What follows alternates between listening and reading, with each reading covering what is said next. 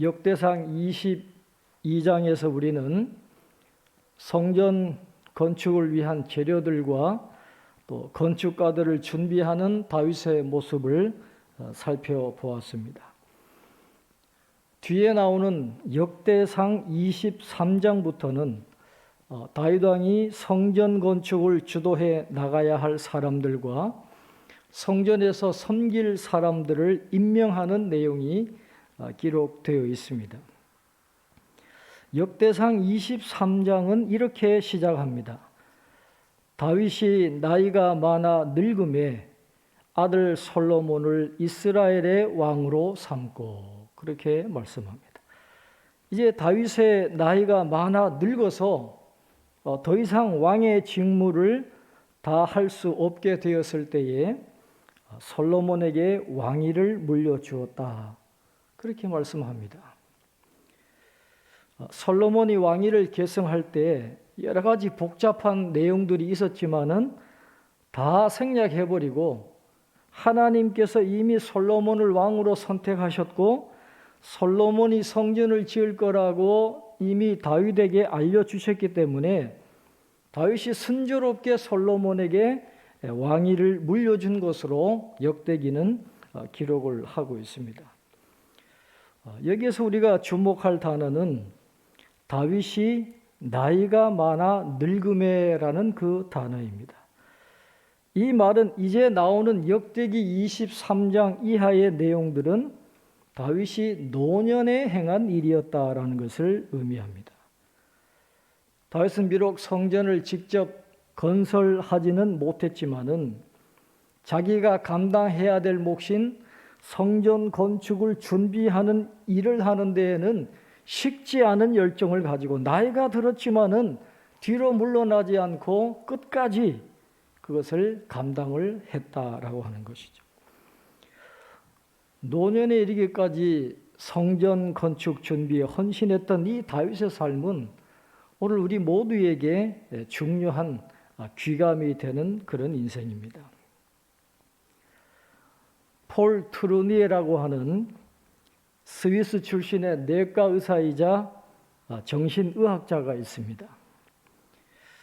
이분은 인간적인 문제를 해결할 때 하나님과의 만남이 굉장히 중요하다고 봤어요. 인간이 많은 문제가 있을 때 하나님과의 만남을 갖게 될 때 신체적인 질병도 치료가 되는 것을 그가 보면서 인격의학이라는 분야를 창시한 분입니다. 이분이 인생의 사계절이라는 책에서 이렇게 이야기를 했습니다. 인생의 부요함을 경험하기 위해서는 불가피하게 선택이 필요하다, 그렇게 이야기합니다. 한 사람의 인생이 새로운 방향으로 전환되는 결정적인 선택의 순간이 누구에게나 있다라는 것입니다. 그것을 인생의 전환점이라 그렇게 표현했는데, 인생의 전환점은 반드시 어떤 만남을 통해서 이루어진다, 그렇게 이야기합니다.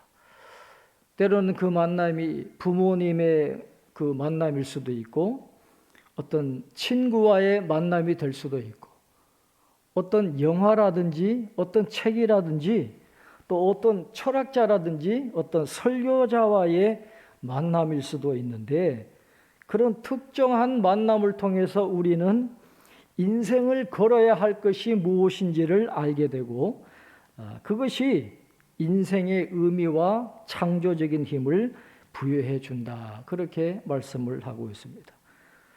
그런데 폴 트루니에는 그런 모든 만남 가운데 가장 중요한 만남은 하나님과의 만남이고, 그 만남을 통해서 선택한 것에 끝까지 헌신할 때 인생의 사계절, 즉 유아기에서부터 노년에 이르기까지 인생의 봄, 여름, 가을, 겨울을 온전히 의미 있게 살아갈 수 있다, 그렇게 이야기를 했습니다.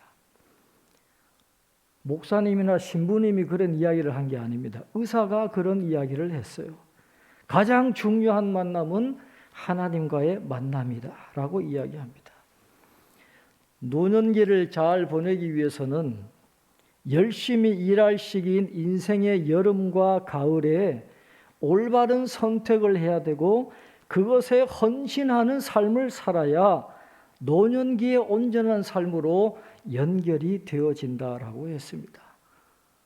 그냥 인생의 봄, 여름, 가을을 대충 살다가 노년기의 변화가 돼서 온전한 삶을 살 수가 없다는 겁니다. 인생은 다 연결되는 것이기 때문에 지금 내가 하고 있는 것이 앞으로 나에게 영향을 미치게 된다는 것입니다.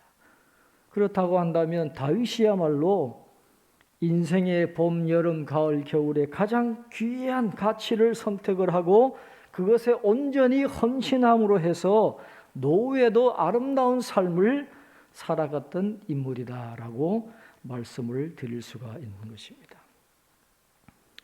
지금 나의 삶이 앞으로의 나의 노년기와 연결이 된다라고 한다면 지금 나는 어떤 것을 선택하고 어떤 것에 헌신하면서 살아야 될까요? 이것이 우리 모두에게 가장 중요한 질문이 아닐까 그런 생각을 합니다. 역대상 23장에서 27장까지 말씀에서는 다윗이 앞으로 건축될 성전에서 하나님을 섬기는 일을 담당할 레위인들과 제사장들의 조직과 직무를 정해주는 모습이 나옵니다. 레위인들을 찬송을 맡은 자들, 성전 문지기들, 성전 곡간 맡은 사람들, 관리들과 재판관들로 세우는 장면이 나옵니다. 민수기에서는 레위인들이 30세 이상부터 성전에서 일하도록 규정을 하고 있지만은 이제 앞으로 성전이 세워지면 레위인들이 해야 될 일도 늘어나고 또 육체적으로 힘쓸 일도 많이 있기 때문에 다윗 시대에는 20세 이상으로 그 나이를 낮추어서 성전에서 섬기게 했다라고 역대기는 알려주고 있습니다. 그렇게 레위인들과 제사장들을 다 조직한 다음에는 군과 행정 관리들의 조직과 직무를 정해주는 내용이 역대상 27장에 나오고 있습니다. 그렇게 모든 조직과 직무를 정해놓은 다음에 역대상 28장과 29장에서는 다윗이 온 이스라엘의 회중들에게 성전 건축을 호소하고 성전 건축을 위해서 예물을 드릴 것을 호소하는 내용이 이어지고 있습니다. 오늘 본문인 역대상 28장 1절에 보면 이제 다윗이 앞으로 성전 건축에 필요한 모든 인원들을 불러서 회의를 소집한 것을 볼 수 있습니다. 오늘 1절에 이렇게 이야기합니다. 다윗이 이스라엘 모든 고관들 곧 각 지파의 어른과 왕을 섬기는 반장들과 천부장들과 백부장들과 및 왕과 왕자의 모든 소유와 가축의 감독과 내시와 장사와 모든 용사를 예루살렘으로 소집하고 그랬습니다. 성전을 건축할 때 힘을 보태야 될 모든 사람들을 불러 모아서 지금 예루살렘에서 회의를 하고 있습니다. 역대상 27장 31절에 보면 다윗 왕의 재산을 맡은 자들이 이러하였더라라고 하면서 이 다윗 왕의 재산을 맡아 돌보았던 사람들을 소개하고 있음을 보게 됩니다. 역대기에서 하나님 앞에 신실한 왕들은 많은 복을 받습니다. 그 왕들이 복을 받아서 성전을 건축하기도 하고 수많은 재물을 소유하게 되는 것으로 역대기는 표현하고 있는데 다윗은 신실한 왕이었기 때문에 하나님으로부터 복을 많이 받았습니다. 그래서 왕의 곡간이 따로 있었습니다. 밭과 포도원과 평야의 감람나무와 뽕나무와 기름 곡간이 따로 있었고 사론에서 먹이는 솥대가 따로 있고 골짜기에 있는 솥대가 따로 있고 낙타와 나귀와 양떼가 있는데 그 왕의 그 짐승들을 맡았던 사람들이 따로 있는데 이 모든 사람들을 성전 건축을 돕도록 하는 이 다윗 왕의 모습이 나오고 있습니다. 자신의 재산까지도 총동원하는 거예요. 온 국력만을 집중하는 것이 아니라 자기가 소유하고 있는 모든 것들도 성전 건축에 다 집중하게 하는, 그래서 이 다윗 왕의 그 그 성전 건축에 대한 그 열망과 의지가 얼마나 강력한 것인가를 오늘 본문 1절은 우리에게 가르쳐 주고 있습니다. 다윗은 이스라엘의 모든 사람들에게 자신의 하나님의 성전을 건축할 마음은 있었지만은 자신의 연약함 때문에 하나님이 그것을 허락하지 않으셨다라고 솔직하게 고백을 하면서 솔로몬을 통해서 성전을 건축하시겠다는 하나님의 말씀을 전해주고 있습니다. 역대상 28장 3절로 5절 말씀에 이렇게 기록하고 있습니다. 하나님이 내게 이르시되 너는 전쟁을 많이 한 사람이라 피를 많이 흘렸으니 내 이름을 위하여 성전을 건축하지 못하리라 하셨느니라. 그러나 이스라엘 하나님 여호와께서 전에 나를 내 부친의 온 집에서 택하여 영원히 이스라엘 왕이 되게 하셨나니 곧 하나님이 유다 지파를 택하사 머리를 삼으시고 유다의 가문에서 내 부친의 집을 택하시고 내 부친의 아들들 중에서 나를 기뻐하사 온 이스라엘의 왕을 삼으셨느니라.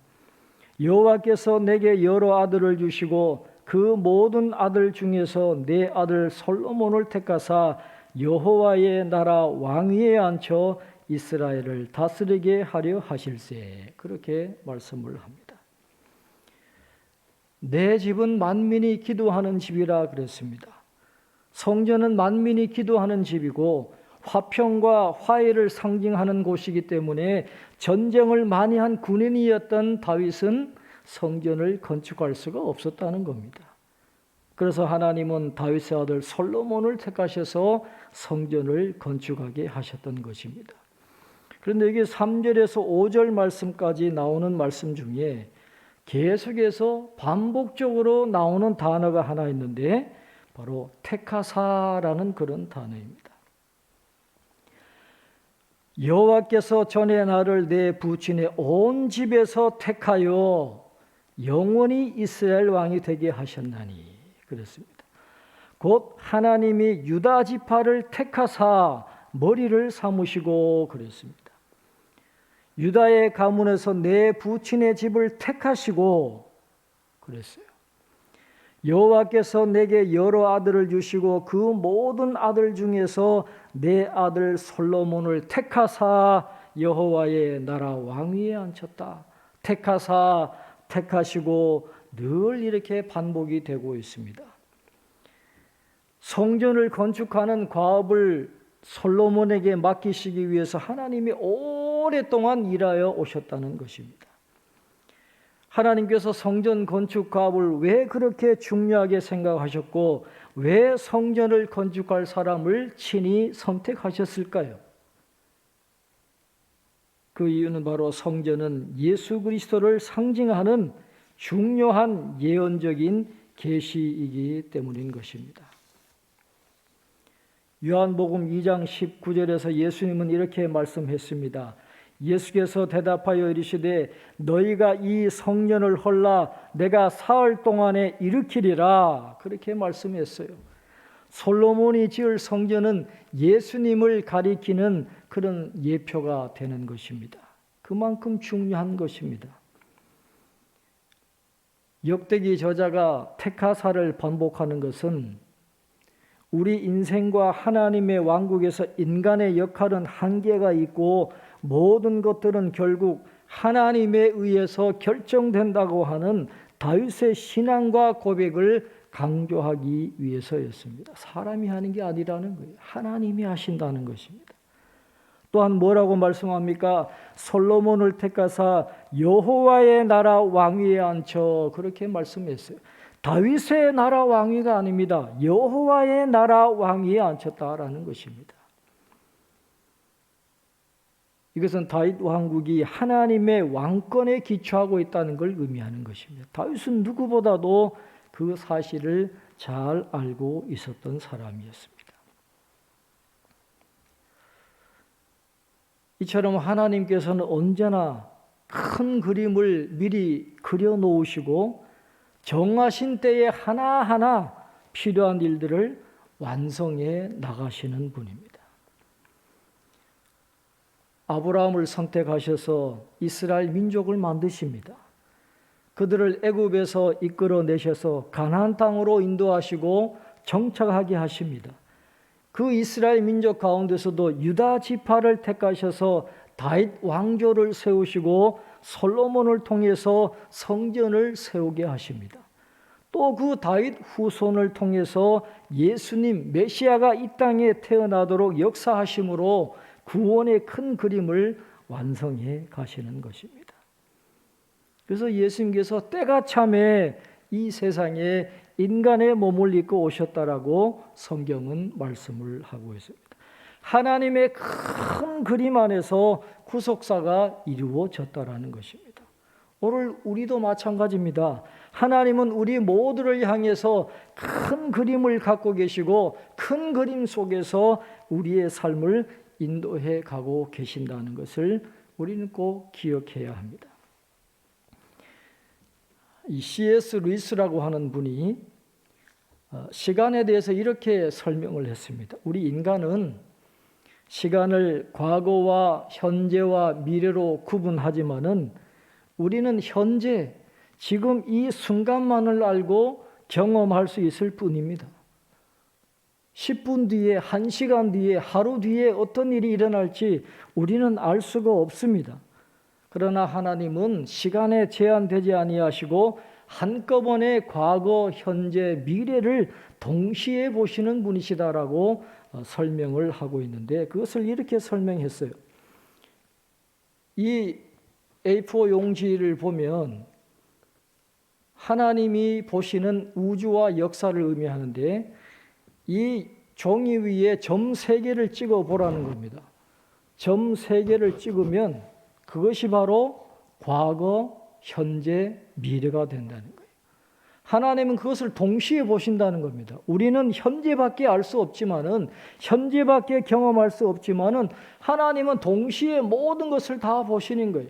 과거, 현재, 미래를 하나님은 동시에 보시면서 우리의 삶을 인도해 가시기 때문에 내일 일을 우리가 염려하고 불안에 떨지만은 하나님은 이미 계획을 가지고 큰 그림 속에서 지금도 우리를 위해서 일하고 계시고 하나님의 계획을 이루어가고 가신다라고 하는 것을 오늘 성경은 우리에게 말씀해 주고 있습니다.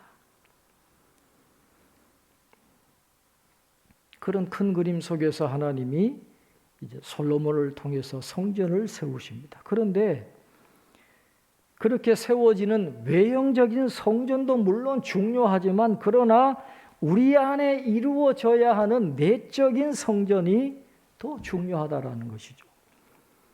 그래서 다윗 왕은 눈에 보이게 세워지는 성전뿐만 아니라 우리 안에 세워지는 성전에 대한 가르침도 솔로몬과 이스라엘 백성들에게 주고 있음을 보게 됩니다. 지난번에도 말씀드렸지만 역대상 28장 9절은 역대기의 즉각적인 응보 신학이 가장 잘 나타나 있는 그런 구절입니다. 역대상 28장 9절에 보면 내 아들 솔로몬아 너는 내 아버지의 하나님을 알고 온전한 마음과 기쁜 뜻으로 섬길지어다. 여호와께서는 모든 마음을 감찰하사 모든 의도를 아시나니 내가 만일 그를 찾으면 만날 것이요 만일 내가 그를 버리면 그가 너를 영원히 버리시리라. 그렇게 말씀을 했습니다. 하나님을 찾으면 하나님이 만나주시고 우리에게 은혜를 주시지만은 하나님을 버리면 영원히 버림을 받는다. 이게 역대기의 즉각적인 응보신앙입니다. 그러면 하나님을 찾기 위해서는 어떤 삶을 살아야 합니까? 즉각적으로 응보하시는 하나님의 언약의 축복을 받으려면 어떤 삶을 살아야 합니까? 다윗이 솔로몬과 이스라엘 백성들에게 강조하는 것이 있습니다. 그것이 바로 역대상 28장 7절부터 8절까지 말씀에 기록이 되어져 있습니다. 7절 8절에 보면 그가 만일 나의 계명과 법도를 힘써 준행하기를 오늘과 같이 하면 내가 그의 나라를 영원히 견고하게 하리라 하셨느니라. 이제 너희는 온 이스라엘 곧 여호와의 회중이 보는 데서와 우리 하나님이 들으시는 데에서 너희 하나님 여호와의 모든 계명을 구하여 지키기로 하라. 그리하면 너희가 이 아름다운 땅을 누리고 너희 후손에게 끼쳐 영원한 기업이 되게 하리라. 그렇게 말씀을 하고 있습니다. 하나님의 계명을 구하여 지키면 이 땅을 너희 후손에게 영원한 기업이 되게 하리라. 그렇게 말씀합니다. 진정으로 영원한 소유는 하나님이 주시는 기업만이 가능한 겁니다. 이 세상에 어떤 것도 영원할 수 없습니다. 하나님이 주시는 것이라야 영원한 기업이 될 수 있는데, 이것을 잘 알았던 다윗은 솔로몬과 이스라엘 백성들에게 여호와의 모든 계명을 구하여 지키라. 그렇게 말씀합니다. 하나님이 영원한 나라에 대한 언약을 무조건적으로 주셨지만은, 그러나 그 영원한 언약이 이루어지기 위해서는 인간의 순종이 필요하다는 겁니다. 하나님에 대한 신실함을 끝까지 지킬 때 그 하나님의 복을 받아들일 수 있다라고 그렇게 말씀을 하고 있습니다. 성전 건축도 굉장히 중요합니다. 그러나 성전을 건축하는 것이 만사의 하나님께 순종하는 것을 대신할 수는 없다라고 하는 것이죠. 외형도 중요하지만 우리의 내면에 하나님의 성전을 세우는 것이 중요하다라는 것입니다. 그래서 우리 큐티인 교제를 보면 말씀의 언약궤가 우리 안에 있어야 된다라고 말씀합니다. 그리고 그 말씀이 우리의 삶 속에 적용되어질 때 하나님의 언약하신 그 축복이 우리에게 임하게 된다라고 그렇게 말씀을 하고 있습니다. 오늘 다윗이 하나님에 대한 신실함으로 큰 복을 받은 것처럼, 또 그렇게 하나님 앞에 순종하고 하나님 앞에 신실하기로 결단하고 그것에 노년에 이르기까지 헌신했던 것처럼, 오늘 저와 여러분도 그 하나님에 대한 신실함으로 끝까지 노년에 이르기까지 그 선택한 것에 헌신하는 삶을 통해서 우리 안에 하나님의 성전이 세워지고 하나님의 복이 우리의 삶에 응답되어지는 그런 놀라운 축복을 경험하시기를 주님의 이름으로 축원합니다. 기도하겠습니다. 존귀하신 하나님 아버지, 성탄을 기다리는 대림절 네 번째 주일, 하나님 앞에 예배 드리게 하시니 감사합니다. 비록 코로나 팬데믹으로 인해서 우리가 함께 모여 하나님 앞에 예배 드리지는 못하지만은 각자 처소에서 영과 진리로 하나님 앞에 예배를 드립니다. 하나님, 우리의 예배를 받아주시고 예비하신 은총을 저희 모두에게 풍성히 내려 주시옵소서. 오늘도 하나님의 말씀을 들었습니다. 하나님의 그 말씀이 우리의 심령에 잘 박힌 못과 같이 우리의 삶에 생명이 되고 축복이 되는 귀한 말씀이 되게 하여 주옵소서. 다윗과 같이 하나님 앞에 신실한 종들이 되기를 원합니다. 노년에 이르러서도 하나님을 향한 열정이 식지 않고 그에게 주어진 사명을 끝까지 감당해 나갔던 다윗처럼 우리도 인생의 사계절 봄, 여름, 가을, 겨울을 하나님을 위하여 온전히 헌신하며 살아갈 수 있는 귀한 인생의 주인공들이 될 수 있도록 축복하여 주옵소서. 하나님, 코로나19로 많이 힘들고 우리가 영육간에 지쳐 있습니다. 우리의 믿음이 많이 부족합니다. 그러나 이 위기 속에서도 흔들림 없는 믿음을 가질 수 있도록 우리에게 믿음을 허락하여 주옵소서.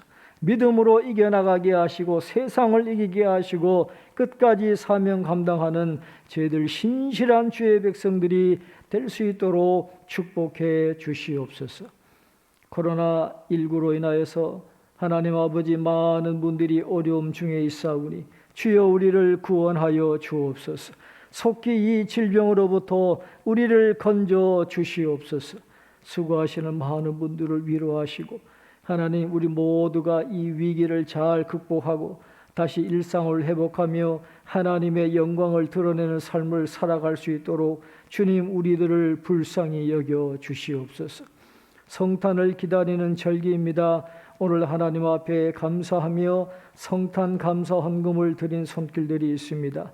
하나님 예물을 연락하여 주시고 모든 성도들의 삶 속에 넘치는 평강과 은총이 충만하게 하여 주시옵소서. 이번 한 주간도 주님 안에 거하기를 원합니다. 주님만이 우리의 소망이시고 우리의 능력과 힘과 구원이 되심을 알고 그 주님과 동행하는 복된 한 주간이 될 수 있도록 주님 축복해 주시옵소서.